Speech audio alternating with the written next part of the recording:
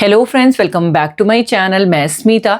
आज की वीडियो में मैं आपके साथ शेयर कर रही हूँ कैसे मैंने अपने घर को समर के लिए रीसेट किया है। विंटर ऑलमोस्ट चली ही गई हैं और होली के बाद तो ये ऑफिशियली समर आ ही जाती है। तो किस तरह से वार्डरोब को क्लीन करना, जो समर के कपड़े हैं उन्हें निकालना, विंटर्स के क्लीन करके ड्राई क्लीन करके उनको रखना, ये सारी चीज़ें मैं इस वीडियो में शेयर करने वाली हूँ। और कुछ छोटी छोटी चीज़ें आपके साथ शेयर करूँगी जो उम्मीद करती हूँ आपके लिए हेल्पफुल रहेंगी, आपको पसंद आएंगी। तो चलिए आज का वीडियो स्टार्ट करते हैं। और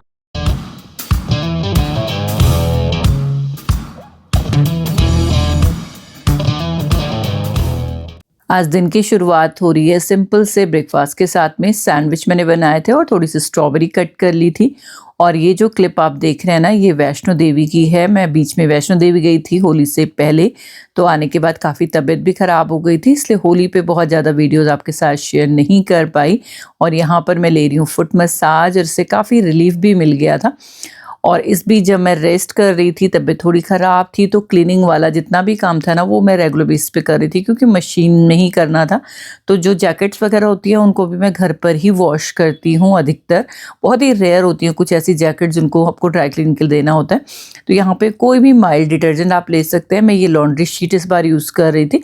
और यहाँ पे जो इसमें डेलिकेट क्लोथ्स वाला ऑप्शन होता है ना, वो आप चूज़ कर सकते हैं, या वूल के लिए स्पेशली होता है तो वो वाला आप जैकेट क्लीन करने के लिए कर सकते हैं। इसमें क्लीनिंग प्रॉपर उसी तरह होती है जैसे नॉर्मल कपड़े धुलते हैं, बट टेम्परेचर कम होता है। साथ ही ये इसको स्पिन नहीं करता है, पानी इसमें रहता ही है, बहुत कम स्पिन करता है, तो इससे रिंकल नहीं आते और जो रुई होती है अंदर की वो इधर उधर नहीं जाती। आजकल की तेज़ धूप है तो आराम से ये कपड़े एक दिन में सूख जाते हैं। तो इस बार जितनी भी जैकेट्स हमारी यूज़ हुई थी, एक दो बार ही पहनी गई हैं कुछ जैकेट, पर मैं वॉश करके ही रखती हूँ, तो मैंने सारी अच्छे से वॉश की हैं।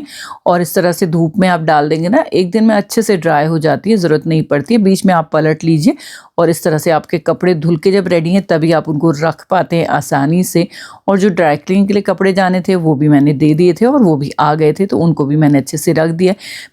साथ ही कुछ कपड़े मैंने पहले भी वुलन निकाले थे जो हमारे यूज़ नहीं हो रहे थे, जैसे जैसे धुलते जा रहे थे उनको मैं पैक करती जा रही थी, बट अंदर मैंने नहीं रखा था। जैसे मैंने आपके साथ शेयर किया कि मैं एक साथ ही बेड बॉक्स खोलूँगी और उसके बाद रखूँगी, तो मुझे कुछ ऑर्गेनाइज़र की ज़रूरत थी, तो इस टाइम पे मैंने ये ऑर्गेनाइज़र मंगवाया है। इसी तरह के मैंने पहले आपको रेड वाले दिखाए थे जो मैंने पैक किए थे।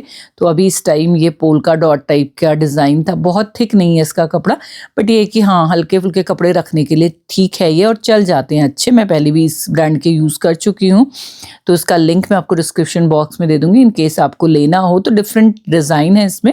ये मुझे ब्लैक एंड वाइट अच्छा लग रहा था तो मैंने इस तरह से लिया है। तो इसमें मैं अपने जो हैवी सूट्स हैं उनको रख दूँगी, कुछ डेलिकेट स्वेटर्स हैं उनको रख दूँगी। तो यहाँ पे ये जो वेलवेट वाले सूट है ना वो मैं सारे इसमें एक जगह रख दूंगी।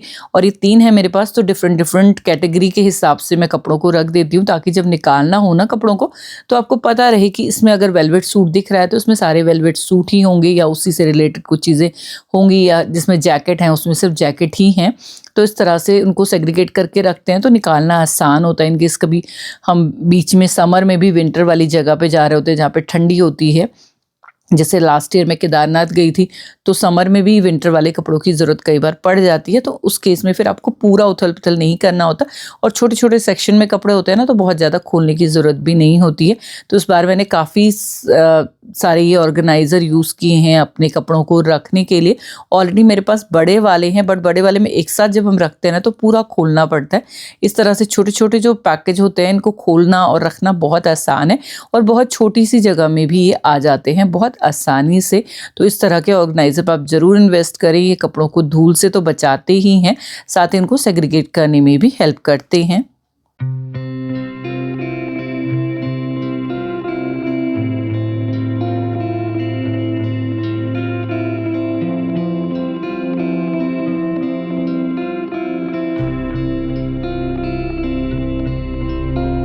तो जितने भी ये स्टोरेज ऑर्गेनाइज़र बॉक्स है ना सारे मैंने फिल कर दिए हैं। उसके बाद मैंने बेड बॉक्स खोला है, और बेड बॉक्स में भी कुछ इस तरह के बैग जो ओल्ड बैग होते हैं वो मैंने रखे हुए थे, और कुछ इस तरह के ही ऑर्गेनाइज़र मैंने यूज़ किए थे इस साइड, तो वो मैंने निकाल दिए क्योंकि उसमें समर के क्लोथ थे, तो वो थोड़ा सा धूप दिखाऊंगी, उसके बाद उनको वार्डरोब में लगाएंगे तब तक यहाँ पर इसको क्लीन कर लेते हैं। तो मैं यहाँ इसको वैक्यूम कर रही हूँ और साथ ही नीचे आप देखिए नेफ्थलीन की बॉल्स मैं नीचे डाल के रखती हूँ। मैं कपड़ों के साथ नहीं डालती, एक्चुअली बेस में डाल देती हूँ। कई बार कोई कपड़ा ना रिएक्ट कर जाता है इसकी स्मेल के साथ में, तो उस तरह से मैं कपड़ों के बीच में नहीं डालती हूँ, नीचे डाल देती हूँ और उसके ऊपर भी एक चादर बिछा देती हूँ ताकि स्मेल रहे, कीड़े मकोड़े ना आए।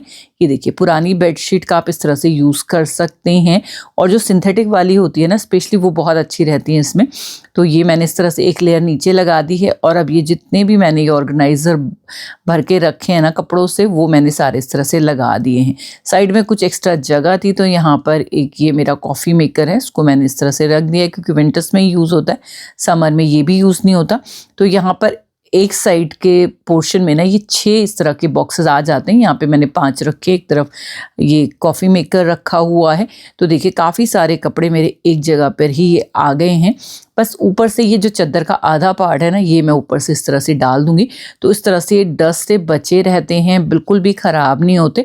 डबल प्रोटेक्ट मैंने इनको कर दिया इस तरह से। तो आपने देखा कि वैक्यूम करके भी बहुत ज़्यादा गंदगी इसमें नहीं थी। अगर आप इसको खुला छोड़ेंगे ना तो धूल बहुत आती है और इस तरह से चादर से कवर है, तो जब आप नेक्स्ट टाइम खोलें ना तो ये चादर वॉश हो जाती है। अब दूसरी चादर चेंज करके उसके ऊपर लगा सकते हैं।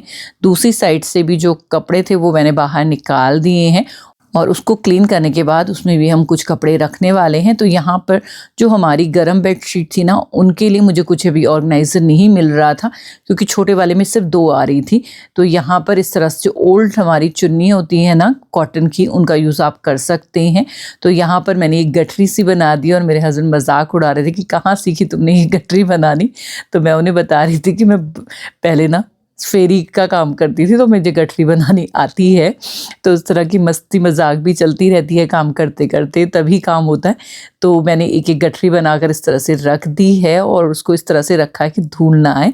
और यहाँ पर भी मैंने ऊपर नीचे भी बेडशीट लगाई है, उसका हाफ पोर्शन ऊपर से जाएगा।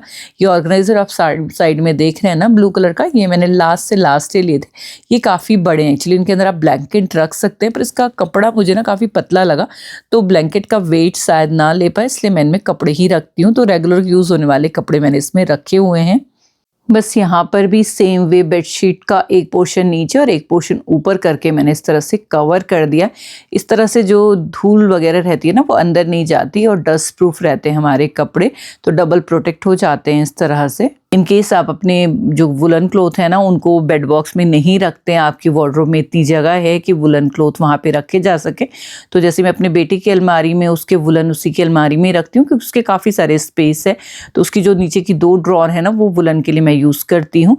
तो इसमें भी मैं क्या करती हूँ, जो ये ओल्ड चुन्नी हमारे पास होती है या बेडशीट का पुरानी है तो उसको एक लेयर नीचे एक लेयर ऊपर इस तरह से करके ना कवर करके रखेंगे तो डस्ट नहीं जाती है।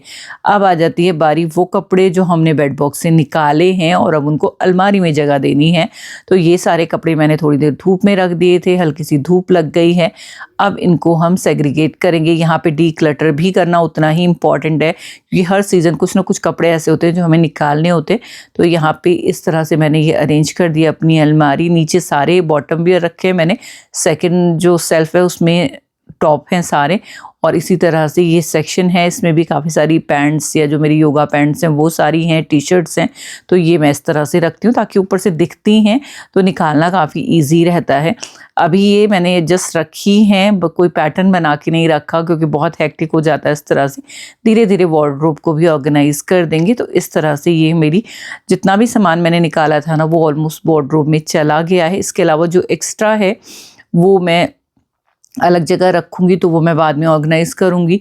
ये इस तरह के जो सूटकेसेस होते हैं ना हमारे पास, इनको भी आप कपड़े स्टोर करने के लिए रख सकते हैं क्योंकि जब ट्रैवल नहीं कर रहे होते तो ये खाली ही होते हैं और जगह भी घेरते हैं। तो इनके अंदर भी आप वुलन क्लॉथ रख सकते हैं। जैसे मैंने ये बड़े सूटकेस के अंदर इस तरह से कपड़े रख दिए हैं, और जो सूटकेस आपको लगता है कि आपको ट्रैवल में यूज़ होने वाला है तो उसके अंदर आप ऑर्गेनाइज़र रखकर उसके अंदर कपड़े रखें। तो जब आप खाली करेंगे ना तो जस्ट आपको वो ऑर्गेनाइज़र बाहर निकालना है और अपना सूटकेस आप यूज़ कर सकते हैं। तो उस तरह से कपड़े बिखरेंगे नहीं। जस्ट जिस जगह से आपने सूटकेस निकाला है उस तरह से आप उस ऑर्गेनाइज़र को रख के कपड़े रख सकते हैं। तो इस तरह से काफ़ी कन्वीनियंट हो जाता है काम। पर जो सूटकेस आपके नहीं यूज़ में आते हैं, कम यूज़ आते हैं, उनको आप एज इट इज़ जैसे मैंने अभी सूटकेस में फिल करके रखे हैं कपड़े, उस तरह से रख सकते हैं। तो ये देखिए ये भी पैक हो गया और इसको हम रखेंगे लॉफ्ट में या बेड बॉक्स में, जहाँ भी आपके जगह उस तरह से आप रख सकते हैं। अभी रज़ाइयाँ भी बेड बॉक्स के अंदर जानी हैं, साथ ही जो बेडशीट निकली हैं वो भी वार्डरोब में जाएंगी। उसके साथ ही जितने भी रूम हैं उनमें सब में मैंने ये समर वाली बेडशीट बिछाना शुरू कर दिया है, क्योंकि अब बिल्कुल भी सहन नहीं होती है गर्म बेडशीट। रज़ाई तो पतली अभी हमारे यहाँ चल रही है क्योंकि यहाँ पे काफ़ी ठंडा है, तो